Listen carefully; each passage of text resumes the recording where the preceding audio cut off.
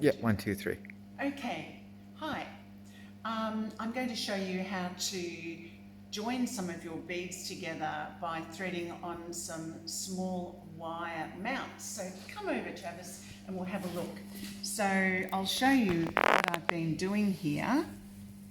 So with this, I'm making these long beaded, I don't know, the beads are mounted on long pieces of wire, which I have made a loop on each side. So this is what I've made. Here's one that I've made with my pliers, and I can mount some beads along that.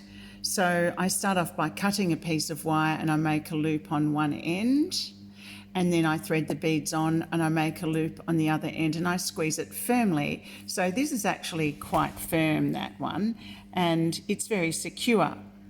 And these ones here I have joined with a jump ring. So the jump ring is really important because that allows things to move freely, and it also allows, if you put a joining jump ring between these two, it allows the feature beads to be at the front rather than have one at the front and then one at the side, which looks a bit silly. So let's have a look firstly at making one of these. So you take some wire and you do check that the wire goes through all your beads. So this is my littlest bead and it does fit through quite well. And it fits through these disc beads and these little textured beads and the square beads. So it fits really well. I'm happy with that. And I'll cut that to maybe 1.5 centimetres or 15 millimetres long. And I start off by using my rolled nosed pliers and start off at the widest part of the plier when I start making my circle, and then as I'm getting near the end I start manoeuvring it with the fine end of the pliers.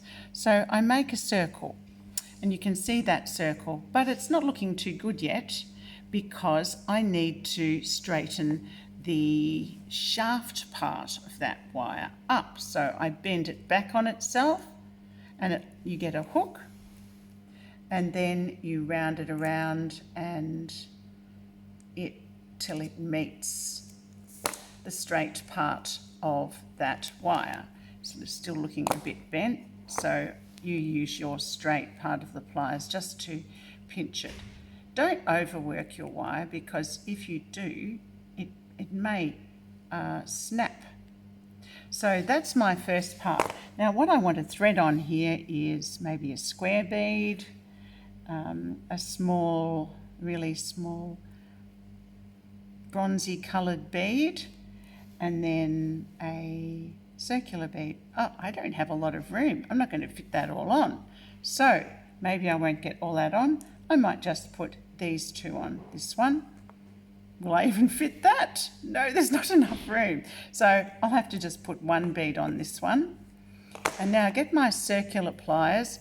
Now you want these to be S-shaped. If you look at this here, it has an opening on one side and an opening on the other. So I'm looking carefully where my opening is, and this time I'm going to make my hook in the other direction. So it still is on a horizontal plane, and it's really quite firm, and it hooks right in there, and it's actually quite secure. That's certainly not going anywhere. If it's a little bit on an angle, you can very easily straighten it using two pairs of pliers. Rather than a round nose, you're better to use two that have a flat plane and just pinch that nice and firmly. So I want to join something now with a jump ring. So here's my jump ring. And you've seen me work with jump rings before. You need two pairs of pliers and you open it slightly. You don't open it too wide because you don't need to be overly bending it. Right, I'm going to join this one. So I put it in on one side, and I'm going to join it with this one. So I put it on the other side. So now they're on both sides. Carefully move my pliers and close my jump ring across and back. Not too much, just a few wiggles, and stop it in the middle. And there I have the that little tassel shape that I was designing with, and I've constructed one tassel for my neck piece that I'm working with, and I've got a few more to do, so it's going to take me a little bit of time. So that's how you join some of your beads together using wire. Thank you.